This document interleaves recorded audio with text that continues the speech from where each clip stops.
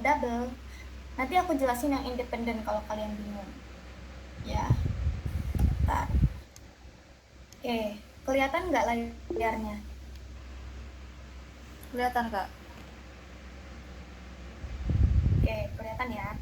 Jadi aku buat data di ChatGPT itu tuh aku ya kayak biasa minta tolong buat data mentah yang berdistribusi normal mengenai stress pre dan stress post. Jadi teman-teman awalnya buat aja dulu data untuk parent sample test, yaitu yang pre sama post. Nah terus kan nanti kayak gini dia, terus belum sesuai sama misalkan apa yang teman-teman minta, terus bilang 30 responden, terus nanti kan dijawab lagi sama dia, terus kan di sini belum sesuai karena dia ada koma-komanya kan. Nah data yang kita butuh tuh nggak perlu koma-koma. Terus ya, teman-teman bilang tidak perlu di rata-rata, cukup data mentah biasa jika dianalisis oleh SPS akan berdistribusi normal kayak gitu. Terus nanti muncul nah kayak gini awalnya tuh. Nah terus setelah kayak gini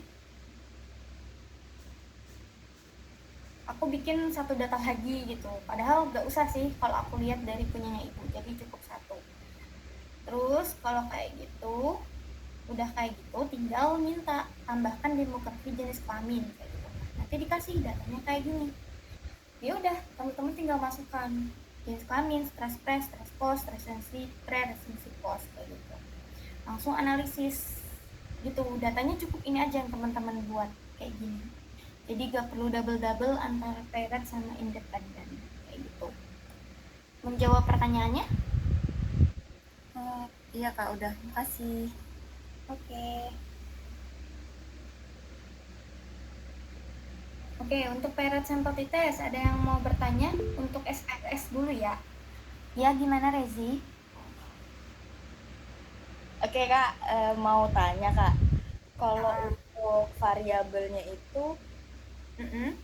variabelnya itu harus stress pre test sama post test atau boleh variabelnya lain gitu?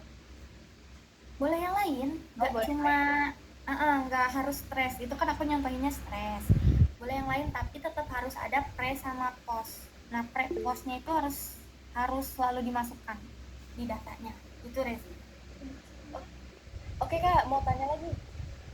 Gimana? Kalau yang di kalau yang di apa namanya? Di Apa? e-learning itu ibunya Uh, nggak ngasih uji korelasi, berarti kita nggak usah masukin tabel yang korelasi matriks gitu ya Kak? nggak Oh, nggak usah, usah. Oh, nggak oke. perlu. Oke. Sesuai aja sama yang aku kasih contoh, cuman tambahin skenario sama lampiran. Itu kan belum ditambah skenario sama lampiran. Oke Kak, terima kasih banyak ya Kak. Oke, sama-sama. Gimana Nabila? Kak, izin nanya, Hmm, kalau suara kamu PLT putus-putus. Ibu tuh nominalnya tuh 2, kan kakak kasih contoh. Ya, Kak, halo. Ya, halo, gimana? Kalau data itu kan disuruh nominalnya 2, Kak. Nah, terus? 2, Kak. Data min sama misalkan apa gitu. Nabila kok suaramu putus-putus ya? Di aku, di teman-teman lain putus-putus gak? Iya, Iya kak. putus Kak. Coba Nabila diketik aja Ya kak, mungkin kalau putus-putus. apa ini. Kak, mungkin yang mau ditanya, izin masuk ya Kak. Boleh, gimana? Mungkin yang mau ditanya Nabila tuh gini Kak, kan di contoh ibu yang di kisi-kisi UTS itu data nominalnya tuh dikasih 2 kayak jenis kelamin sama mungkin status pekerjaan. Nah data intervalnya juga disuruh 2 Kak, jadi yang prepost tuh ada 2. Nah kalau kakak di sini kan nyontohinnya cuma jenis kelamin doang satu, sama yang stres ini pre sama post itu satu. Nah untuk UTS ini tuh 1 atau 2 Kak makainya gitu. Itu coba dilihat di soal yang ibu kasih, kayaknya di e-learning udah ada deh, soalnya tadi ada kelas yang udah nge-share. Itu aku lihat kayaknya untuk pirate itu dia variabelnya satu satu variabel, jadi kayak stress pre atau stress post. Terus Oke. kalau untuk uji bedanya Ibu minta bentar. Mana ya?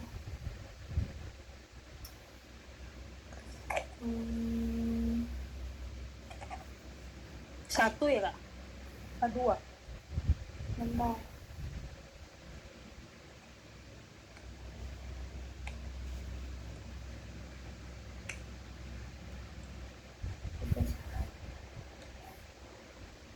Iya, satu aja kok. Nominalnya satu. Oke. Berarti sama Makasih ya, persis Kak. kayak begitu. Oh, oke. Oke. Oke. Regina, Kak, kalau datanya tidak berdistribusi normal berarti gak pakai independen dan paired ya?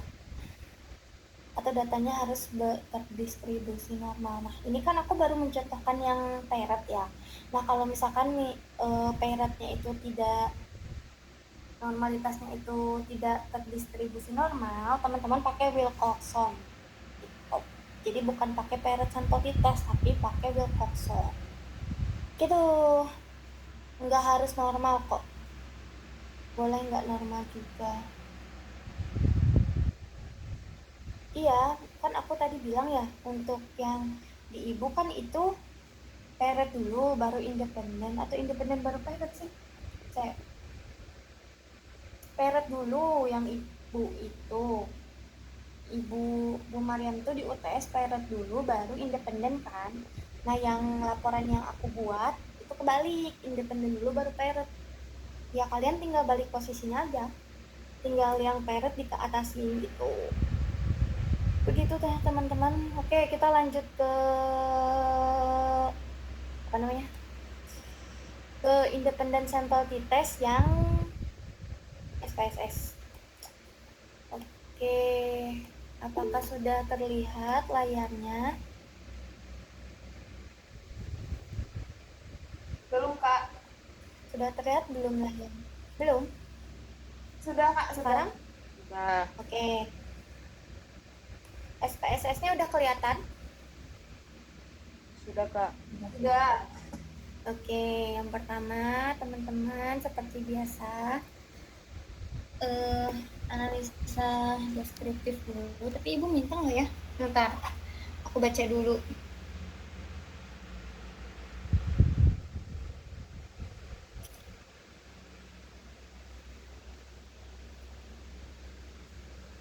Jadi udah disertain. Oke, dilakukan aja ya analisisnya. Pertama, analisis deskriptif itu sama langkahnya, nggak ada yang beda. Jadi langkahnya analisis deskriptif statistik, terus frekuensi yang dimasukkan jenis kelamin itu sama. Terus teman-teman nanti klik OK. Klik OK.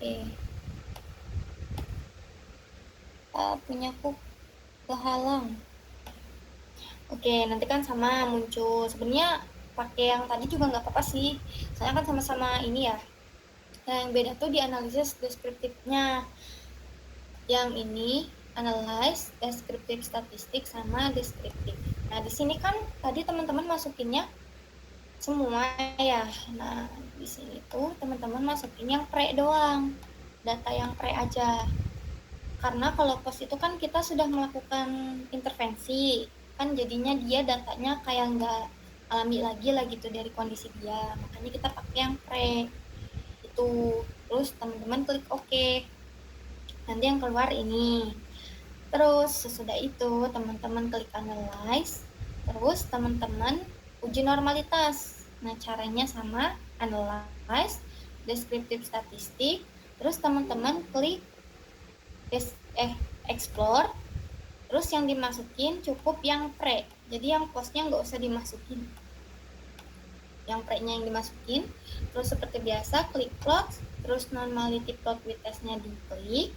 Habis itu continue, terus OK. Nah, seperti biasa yang teman-teman lihat adalah yang ini. Gitu. Sebenarnya kalau nggak di 2 kali juga nggak apa-apa. Jadi teman-teman lihat dari yang mana? Yang ini. Mana sih? Yang tadi, normalitas yang tadi itu bisa teman-teman lihat. Jadi tapi ya teman-teman harus scroll lagi ke atas gitu. Jadi kan agak panjang ya. Ini tuh sama aja sebenarnya. Cuman yang dipakai yang pre kalau untuk independent sample t-test. Nah, terus setelah kita lihat kan memang tadi datanya normal ya. Nih, normal kan lebih dari 0,05. Terus berarti kan asumsi normalitasnya terpenuhi. Habis itu kita uji asumsi yang homogenitas. Nah, uji asumsi homogenitas itu kita bisa lakukan berbarengan dengan si independent sample t-testnya gitu sebenarnya untuk uji homogenitas. Kalau misalkan nanti data teman-teman nggak normal, itu kan berarti nanti udah tidak memenuhi asumsi, berarti langsung ke Mann Whitney kalau nggak salah ya, punyanya yang non parametrik gitu. Jadi bukan independent sample t-test. Terus teman-teman klik analyze, terus teman-teman klik compare means, klik independent sample t-test. Nah, di sini yang teman-teman masukkan yang pre aja, yang pre. Terus nanti kan ini awalnya di luar si nominalnya atau si kelompoknya. Udah kita masukin ke grouping variabel. Nah, di sini kita klik define group. Jadi grup 1 misalkan 1, grup 2 2 gitu. Nah, tapi teman-teman harus ingat, 1 tuh dia tadi laki-laki atau perempuan, terus 2 tuh dia laki-laki atau perempuan kayak gitu. Terus kita klik oke. Nah, di sini udah muncul. Nah, yang teman-teman masukkan kedua tabel ini. Yang satu grup statistik, yang satu independent sample t-test. Nah, untuk uji homogenitas yang teman-teman lihat itu adalah yang bagian ini. Levens test for equality of variance. Jadi yang ini. Signifikansinya yang teman-teman lihat, kalau dia lebih dari 0,05 itu berarti homogen. Jadi asumsi homogenitasnya terpenuhi. Kalau misalkan enggak ya berarti tidak homogen kayak gitu. Nah, kalau misalkan homogen, nanti teman-teman untuk uji independent sample t-testnya lihat dari equal variance assume kayak gitu. Kalau tidak homogen, teman-teman lihatnya dari equal variance not assume kayak gitu. Terus teman-teman lihat di bagian ini. Mana ya? Lihat di bagian signifikansi yang ini, yang two-tiled. Dari yang equal variance assume, teman-teman lihat yang sig two-tiled untuk independent sample t-test. Kalau dia lebih dari 0,05, berarti kan itu tidak ada perbedaan. Nah, kalau dia kurang dari 0,05, itu terdapat perbedaan. Kayak gitu. Hampir sama sih kesimpulannya. Gitu. Kalau kurang dari 0,05 baru dikatakan terdapat perbedaan. Itu untuk yang SPSS. Ada yang mau ditanyakan untuk independent sample t-test? Oke, Elang. Salah, Marcelina Mala. Izin bertanya Kak, kalau misalnya salah satu variabelnya tuh tidak signifikan, berarti datanya tuh enggak homogen. Maksudnya ini yang homogenitas. Yang tadi baru dijelasin Kak. Yang bagian homogenitasnya atau bagian independent sample t-testnya? Homogenitas Kak. Oke, untuk homogenitasnya. Kalau misalkan untuk homogenitas, itu kan ibu kebetulan cuman satu variabel ya.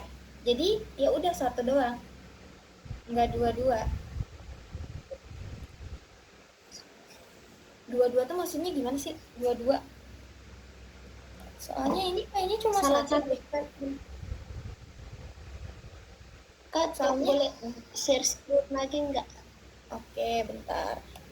Soalnya untuk signifikansi itu ya salah satu. Cuma satu kalau homogenitas. Udah kelihatan belum? Belum, sudah Kak. Sudah. Yang bagian mana?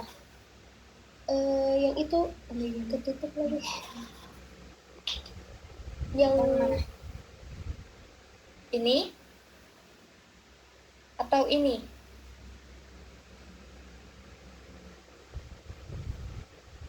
Yang kiri atau yang ini?